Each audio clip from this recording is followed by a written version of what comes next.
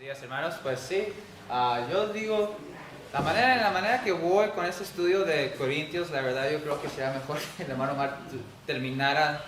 ¿Qué está dando? ¿Primero de Juan? Pedro. Porque estos ya son 16 capítulos y apenas voy en el versículo 4. Estaba diciendo al pastor que ya me está molestando esto porque siento que no estoy avanzando. Siento que cada vez que predico es un sermón textual, que no estoy un sermón o un versículo. Entonces, les va a durar mucho el 1 de Corintios. Entonces, vamos a seguirle. Si recuerdan, en la semana pasada estuvimos hablando, o más bien los versículos anteriores, el versículo 1 al versículo 3, estamos hablando en cómo Dios o Pablo menciona el llamado a ser santo. Ya vimos que Dios llamó a Pablo a ser apartado, separado, lo que significa ser santo, para su voluntad. O sea, él fue santo para ser apóstol, por así decirlo. Y después también vimos que también los hermanos de Corintios han sido llamados a ser santos. Aunque en realidad los hermanos de Corintios, recuerden que mencionamos que todas las situaciones que están pasando en la iglesia de 1 de Corintios, la verdad no mostraban una vida santa. Pero aún así, Pablo menciona que ellos son llamados a ser santos. Entonces, básicamente, el tema del versículo 1 a 3, lo podemos dividirlo en a ser llamados santos. Entonces, en los siguientes versículos, del 4 al 9, lo cambia un poco diferente. Ya podemos dividir esta sección como los beneficios de ser santos. Y en este día, yo pensaba que iba a poder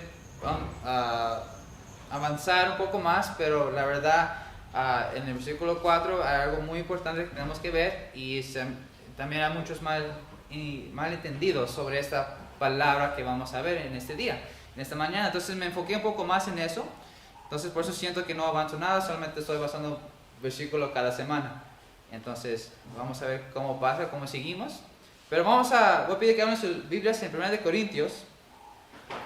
Vamos a continuar y vamos a leer los versículos del 4 a 9. Dice 1 de Corintios capítulo 1 versículos del 4 a 9. La palabra de Dios dice así: gracias doy a mi Dios siempre por vosotros, por la gracia de Dios que os fue dada en Cristo Jesús. Porque en todas las cosas fuisteis enriquecidos en Él, en toda palabra y en toda ciencia, así como el testimonio acerca de Cristo ha sido confirmado en vosotros, de tal manera que nada os falta en ningún don, esperando la manifestación de nuestro Señor Jesucristo, el cual también os confirmará hasta el fin, para que seáis irreprensibles en el día de nuestro Señor Jesucristo. Fiel es Dios, por el cual fuisteis llamados a la comunión con su Hijo Jesucristo, nuestro Señor. Vamos a orar. Padre nuestro que estás en los cielos, damos gracias a Dios por esta palabra. Damos gracias por tu palabra, Dios, por tus enseñanzas que nos dan. Pero te pido en este momento que nos puedas llenar de tu Espíritu Santo para poder entenderlo. Te pido todo eso en el nombre de Jesucristo. Amén. Okay. Entonces, una vez más, como parecer que Pablo le gusta mucho usar la palabra santo. De hecho, en todas sus epístolas, Pablo usa la palabra santo más o menos alrededor de 70 veces. Entonces, parece que a Pablo le gustaba usar mucho esta palabra santo. Fue algo muy significativo para él.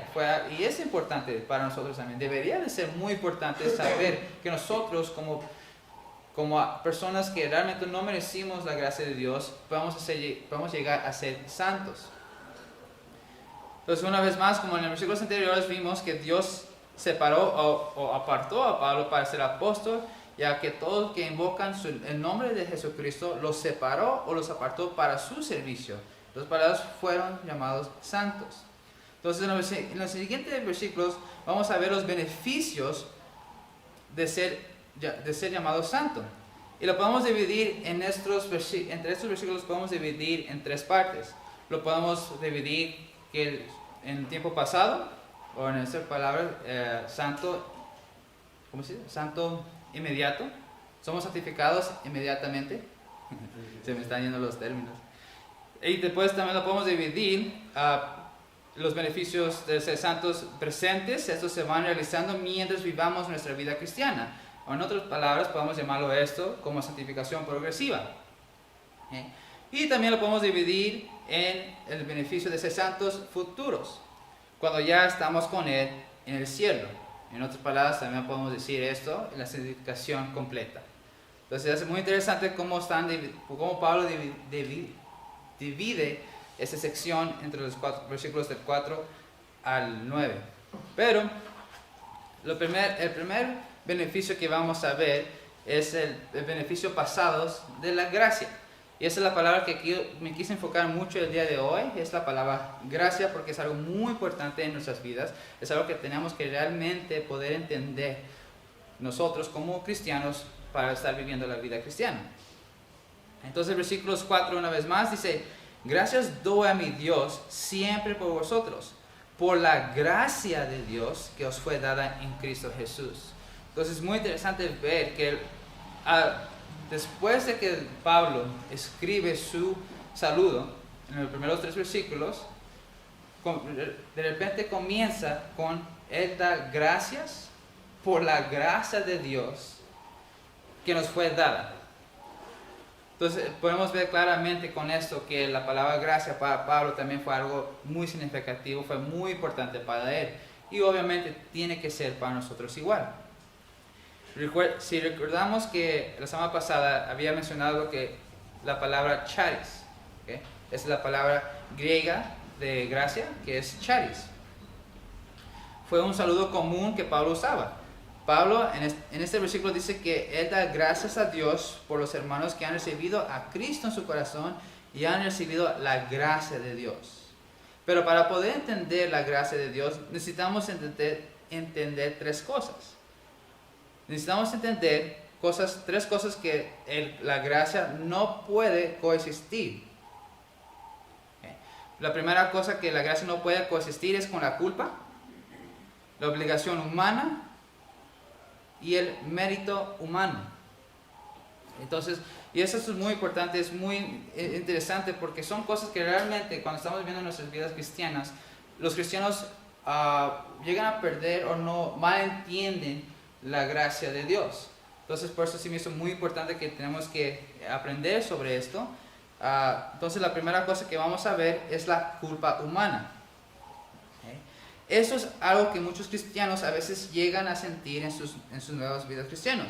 De hecho, muchas personas aún se sienten culpables de los pecados que aún han cometido en el pasado. Entonces, esto es algo que la gracia no puede coexistir, porque de hecho hay muchos cristianos que aún se sienten muy culpables de los pecados que han cometido antes, que a veces se desaniman y ya no se sienten, ¿cómo es la palabra? No se sienten, no se sienten, porque se me van las palabras siempre. Que no lo merecen, no merecen la gracia y se desaniman y dicen que no son dignos, quise decir, no son dignos de venir a la iglesia, de ser cristianos. Entonces mejor se evitan la iglesia, ya no dejan de venir y se siguen viviendo sus vidas como antes. Entonces realmente no entienden o no han podido entender la gracia de Dios en esa forma. Es muy importante saber que la gracia realmente no coexiste con la culpa. Se supone que en el momento que uno recibe a Cristo en sus corazones, ya no tenemos esa culpa. O no debemos de sentirnos esa culpa. La culpa es un sentimiento que el ser humano tiene. Pero solamente es usado para 2 cosas. 1, para recordar lo que Dios nos ha hecho en nuestras vidas. Y para poder recordar, para poder frenar los pecados que vamos a cometer en el futuro. Nos hace recordar. Es una memoria. O debería de ser una memoria para recordar solamente, pero muchas personas, como hay personas que son muy sentimentales, muy emocionales, pues cada vez lo están sintiendo y me dicen mejor no voy. O sea, se ponen muy deprimidos y así. Entonces, tenemos que recordar que la gracia no coexiste con la culpa.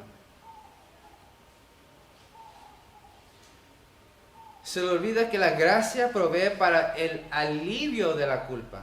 La gracia no hubiera sido gracia si Dios dijera: te salvaré si dejas de pecar. Pero no es así.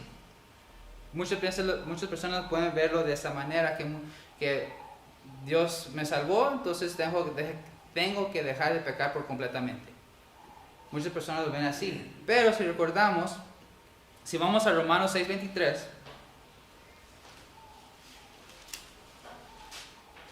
uno de los versículos más famosos de la Biblia, especialmente cuando estamos evangelizando.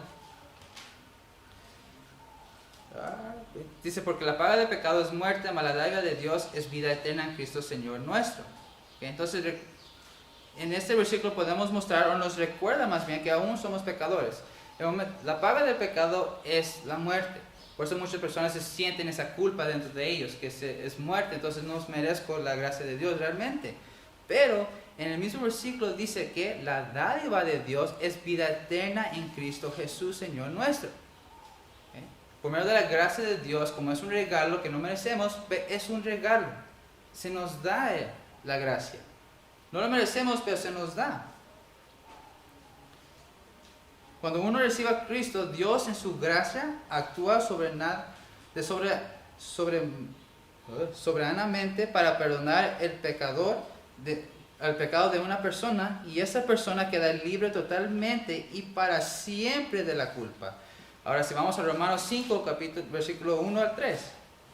Romanos 5, del 1 al 3, dice, justificado pues por la fe, tenemos paz para con Dios, por medio de nuestro Señor Jesucristo, por quien también tenemos entrada por la fe a esta gracia en la cual estamos firmes y nos gloriamos en la esperanza de la gloria de Dios. Y no solo esto, sino también nos gloriamos en las tribulaciones, sabiendo que la tribulación produce paciencia. Entonces con eso vemos que pues Dios nos da esta paz, esta gracia. La gracia nos trae paz en nuestras vidas. Por lo tanto, si nosotros creamos que no somos dignos porque los pecados que hemos cometido antes, cuando ya somos salvos, pues realmente no tenemos paz en nosotros. Realmente no confiamos en Dios sobre la gracia que Él nos dio en nuestras vidas. Por eso es muy importante que nosotros necesitamos entender que la gracia no coexiste con la culpa. La culpa está dentro de nosotros para recordar lo que Dios ha hecho, que Dios nos cambió en nuestras vidas. Y ahí está también la culpa para recordar y para frenar los pecados. Pero no tenemos que llevarlos dentro de nosotros como una carga siempre. Dios ya nos salvó de esa carga. Dios ya nos rescató de esa carga. Por lo tanto, tenemos que mostrar que ya tenemos paz en nuestras vidas. Y eso va a ser muy importante en nuestro testimonio también para las personas que no han recibido a Cristo, para que ellos puedan ver la diferencia de una vida cristiana. Por lo tanto, entonces, la gracia no puede coexistir con la culpa. La segunda es que la gracia no puede coexistir con la obligación humana. Otra cosa que muchos cristianos hacen el error es que muchas personas piensan que como Dios ha sido tan bondadoso, que la persona cree que tiene que regresar el favor a Dios. Y es otra cosa muy errónea que muchos cristianos hacen. Como Dios me mostró gracia a mi vida, me cambió mi vida, yo siento que tengo que regresar el favor hacia Él. Tengo que hacer lo mejor de mí para poder regresar lo que Él hizo. Pero es un error, la verdad, también. La gracia no es así. La gracia es un don gratuito, no un préstamo. La gracia de Dios nos hace sentir que estamos en deuda, pero como el costo es tan grande, no necesitamos, o más bien no podemos devolverla a Dios. No hay ninguna cosa que nosotros hacemos que pueda devolver ese gran don gratuito que Dios nos dio, ese gran regalo que Dios nos dio. Por eso no podemos hacer nada. Todo lo que hacemos nosotros aquí, aunque tenemos esa mentalidad de poder regresar el favor a Dios, no se va a poder. De hecho, si nos vamos a Romanos 4:4, se me hace muy interesante que la mayoría de los versículos de apoyo están en Romanos. Pero dice, pero al que obra no se le cuente el salario como gracia, sino como deuda. ¿Cómo podemos pagarle a Dios de un gran precio? No podemos. De hecho, muchas personas piensan que también entre más el hombre obedece a Dios, más puede regresar el favor. Pero eso no es nada cierto tampoco. Sería como si estuviéramos tratando de limpiar la mesa con un trapo sucio. Todo lo que hacemos nosotros recordemos que aún estamos en un cuerpo corruptible y por lo tanto no podemos hacer nada bueno en realidad. Aunque nuestras obras a veces se ven buenas, pero la verdad no es, aún está corrupto. Por tanto, es como estar limpiando una mesa con un trapo sucio. Por eso me gusta mucho que está dividido en esta sección que vamos a, pues si llegamos, que luego menciona que vamos a estar hablando sobre el beneficio ya cuando estamos en el cielo. Por tanto, la gracia no puede coexistir con la obligación humana. Y la tercera cosa que podemos hacer es que la gracia no coexiste con el mérito humano. Otra cosa sobre la gracia es que algunas personas piensan que uno recibe más gracia cuando uno hace más buenas obras. En otras palabras, cuando una persona se cree que no ha hecho nada malo en su vida, él piensa que él recibe más gracia de Dios. Entre más bien se comporta una persona, piensa que él debería de recibir más gracia de Dios. Pero no es así. En primer lugar, la gracia no se, ¿cómo puedo explicar esto? No se puede aumentar, sino la gracia es una cosa solamente, que es la salvación. Por tanto, mientras una persona se cree buena persona, va a poder aumentar la gracia de Dios. Es la salvación. Cuando una persona, aunque sea lo más pecador que sea, cuando recibe a Cristo ya tiene la gracia, que es la salvación. Por tanto, pues no hay más que Dios puede dar para añadir eso. De hecho, en Isaías 64, si vamos a Isaías capítulo 64,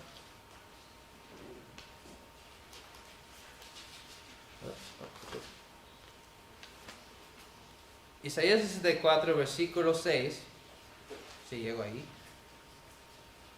dice: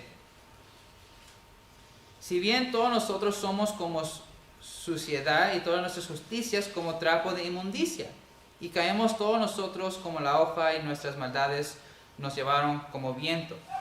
Entonces, una vez más, como les decía antes, es que, pues, de todos modos, la persona se puede creer lo más bueno en su vida. El cristiano se puede creer más bueno en su vida después de que sea salvo, pero de todos modos, todo lo que sale de él, o sale de nosotros, pues no realmente están sucios, no son nada buenos. La gracia de Dios es tan santo y tan pura que la verdad todo lo que hacemos nosotros, la verdad nunca va a llegar a eso. Entonces, aunque las personas se creen los más buenos, eso no quiere decir que van a recibir más gracia de Dios. Ahora, si nos vamos a Mateo, capítulo 21, nos da un ejemplo. Mateo, capítulo 21, versículos de 31 y 32. Mateo 21, 31 y 32. Dice: ¿Cuál de los dos hizo la voluntad de su padre? Dijeron ellos, o sea, hablando de los líderes religiosos, los judaizantes. El primero. Jesús les dijo: de cierto os digo que los publicanos y las rameras van delante de vosotros al reino de Dios, porque vino a vosotros Juan en camino de justicia y no le creísteis. Pero los publicanos y las rameras les creyeron, y vosotros, vendiendo esto, no os arrepentisteis después para creerle. Entonces, si recuerdan, ese es el ejemplo que, pues, Cristo ya estaba hablando con los líderes religiosos de Israel. O sea, le estaba dando las parábolas, estaba dando ejemplos, estaba tratando de demostrar que realmente las buenas obras que ellos han hecho realmente no nos va a llevar a la salvación. Por eso se hace muy interesante que Cristo les decía a los líderes religiosos, quien ellos creían que eran las personas mejores moralmente, que los publicanos, o sea, son las personas que colectaban los impuestos, y de hecho eran judíos mismos también, pero cobraban de más para dárselo al imperio romano. Por lo tanto, todos los demás gente de Israel, la nación, por así decirlo, los tomaban como traicioneros. Entonces, en otras palabras, eran uno de los más bajos en la sociedad para los judíos. Y también, obviamente, las rameras, que pues también muchas personas o muchos judíos lo consideran una de las personas más bajas de su sociedad. Entonces, Jesucristo mismo les había dicho que los publicanos y los rameras van a llegar a tener la gracia delante de ustedes. Aunque ustedes se creen muy religiosos y hacen todas las buenas obras, ustedes no han entendido realmente lo que es la salvación, lo que es la gracia de Dios.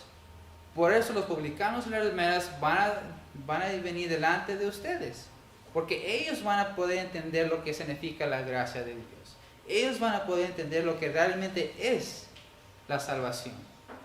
Por eso Jesucristo le estaba tratando de mostrarle a los judíos esa enseñanza. Pero aún así los judíos no quisieron escuchar, se hicieron muy arrogantes y pues, como sabemos, trataron de matar a Jesucristo. Entonces, entre nosotros humanos podemos distinguir entre los que son humanamente mejores o los que son peores. Pero delante de Dios, cada persona está espiritualmente condenado. O sea, para Dios, el ser humano es pecador y está condenado. Pero en el momento que uno reciba a Cristo en el corazón, puede estar libre de eso.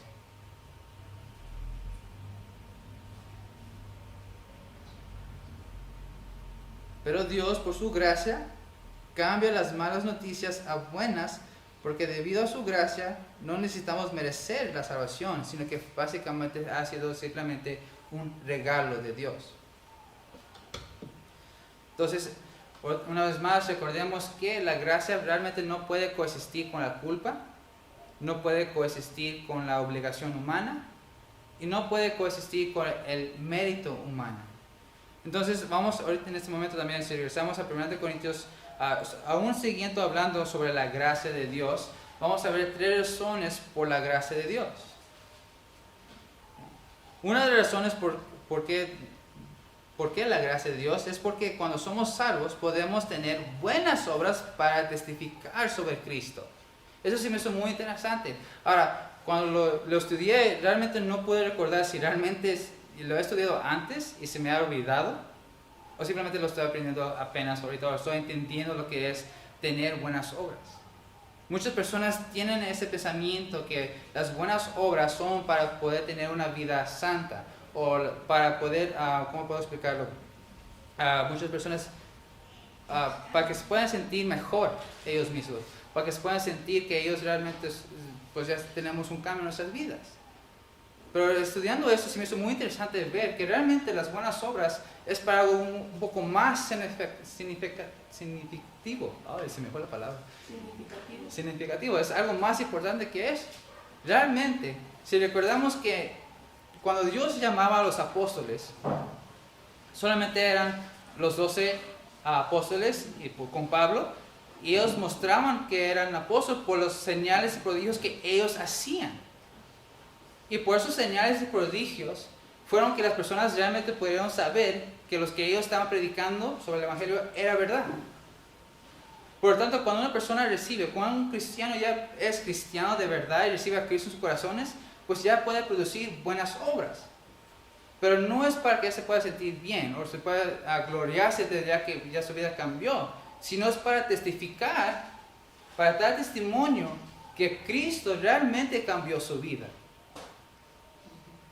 Es de una manera que nos da el ejemplo a las otras personas que no han recibido a Cristo, que miren lo que Dios puede hacer en nuestras vidas.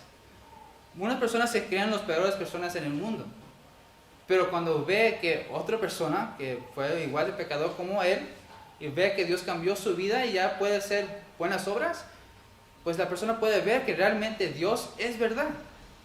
Para eso eran las buenas obras que Dios ya nos da, cuando el Espíritu Santo nos da, cuando recibimos a Cristo, es para testificar el Evangelio.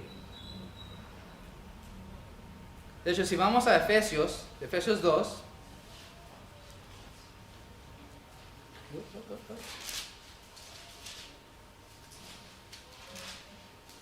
Efesios 2:10. Porque dice, porque somos hechura suya, creados en Cristo Jesús para buenas obras, las cuales Dios preparó de antemano para que anduviésemos en ella. Y después, si vamos a Tito 3:8,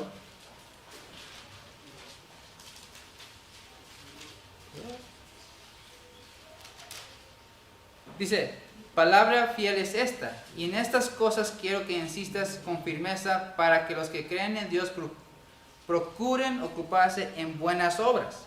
Estas cosas son buenas y útiles para a los hombres. Por eso es tan importante de que nosotros cuando recibimos a Cristo, pues ya somos llamados santos.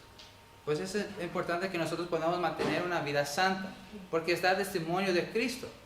Nuestro testimonio realmente nos da un testimonio de Cristo. Por eso es muy importante que tenemos que vivir una vida santa. Por eso que Pablo le gustaba usar esta palabra mucho en 1 de Corintios. Porque necesitaba mostrar que aunque los hermanos de Corintios aún estaban haciendo muchos pecados, había muchos problemas en la iglesia, pero Pablo siempre les quiere recordar que ellos son llamados santos. Entonces tienen que tener una vida santa para dar testimonio de Cristo en sus vidas. Por eso fue la gracia de Dios. Otra cosa es para bendecir a los creyentes. Dios en su gracia nos salva con el fin de poder derramar sus grandes bendiciones sobre nosotros y para siempre. Si vamos a ver una vez más a Efesios, capítulo 2.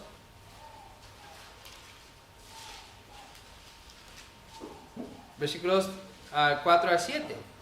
Dice, pero Dios, que es rico en misericordia, por su gran amor con que nos amó, aun estando nosotros muertos en pecados, nos dio vida juntamente con Cristo. Por gracia sois salvos. Y juntamente con Él nos resucitó y asimismo nos hizo sentar en lugares celestiales con Cristo Jesús, para mostrar en los siglos venideros las abundantes riquezas de su gracia en su bondad para con nosotros en Cristo Jesús. Entonces la gracia de Dios es para poder darnos bendiciones también a nosotros. La verdad, todo esto es muy básico, realmente. Esto es algo que tenemos de predicar a las personas cuando estamos presentando el Evangelio de Dios. Tenemos bendiciones. Toda la herencia que Dios da a Cristo también obtenemos nosotros, porque ya somos salvos. Es como a veces muchos cristianos se nos olvida lo básico. Recuerdo que en un sermón que hice sobre Romanos, Pablo decía que es importante que nosotros regresáramos a los básicos, a las doctrinas. Porque con mucho estudio que nosotros tenemos, a veces nos olvida mucho lo más básico de la Biblia. Y como se nos olvida lo básico, que es realmente la fundación de nuestra fe, nos desviamos y llegamos a hacer errores, de verdad. Pues es muy importante que nosotros cuando estudiamos la Biblia siempre regresamos a lo básico para poder crecer esa fundación.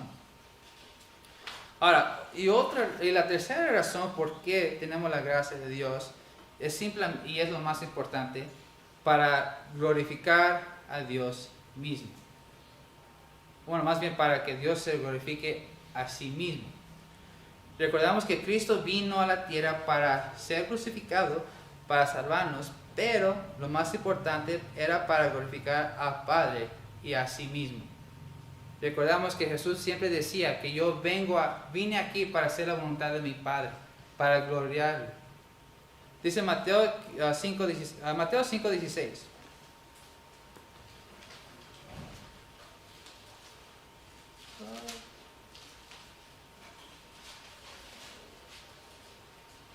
Mateo 5:16 dice, así alumbré vuestra luz delante de los hombres para que vean vuestras buenas obras y glorifiquen a vuestro Padre que está en los cielos.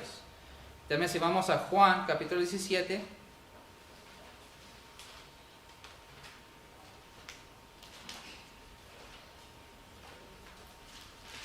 Juan capítulo 17 versículo 1 dice, estas cosas habló Jesús y levantando los ojos al cielo dijo, Padre, la hora ha llegado, glorifica a tu Hijo para que también tu Hijo te glorifique a ti. Y en el versículo capítulo 17 vamos al versículo 4 y 5, dice, yo te he glorificado en la tierra, he acabado la obra que me dices que hicieses, ahora pues, Padre, glorifícame tú al lado tuyo con aquella gloria que tuve contigo antes que el mundo fuese. Entonces otra razón por qué tenemos la gracia de Dios para poder darle gloria a Dios mismo. Entonces hay mucho más que podemos hablar sobre la gracia de Dios en realidad. Podemos seguir hablando sobre este tema de la gracia de Dios, pero la verdad tomaría varias semanas para hacerlo. Pero yo creo que es lo que vimos ahorita es algo muy importante, la verdad, de poder entender algunas cosas. Como unas personas aún creen que son muy culpables y la verdad no deberían de venir a la iglesia. Obviamente eso es un error, realmente. Somos salvos. Dios nos dio la gracia para que ya no podamos sentir eso. Usamos la culpa, esos sentimientos de la culpa para poder refrenar y recordar lo que Dios hizo para nosotros, pero ya no es una carga que tenemos que tener siempre. También muchas personas creen que aunque son las mejores personas en el mundo, ellos creen que pueden obtener más gracia. Obviamente así no trabaja. Todos somos iguales, la gracia fue dada a todos igual. Entonces podemos seguir hablando sobre todo esto, pero por eso Pablo se hizo muy interesante que en 1 Corintios capítulo 4, una vez más dice: gracias doy a mi Dios siempre por vosotros, por la gracia de Dios que nos fue dada en Cristo Jesús. Entonces eso es la verdad, es muy interesante ver lo que realmente Pablo enseña en los primeros versículos de 1 Corintios. Son doctrinas muy básicas que ya nosotros debemos de saber en el momento que hemos escuchado el Evangelio la primera vez. Por eso se hace raro también que siento que estoy durando mucho tiempo para poder avanzar. Pero yo creo que aún así que es muy importante. Vamos a orar. Padre nuestro que estás en los cielos, doy gracias a Dios por tu gracia. Realmente doy gracias a Dios por nos has dado la salvación. Y es algo gratuito que realmente no lo podemos ganar. Es algo muy maravilloso. Te pido que nos cuides en el resto de este día. Y te pido todo esto, Padre, en nombre de Jesucristo. Amén.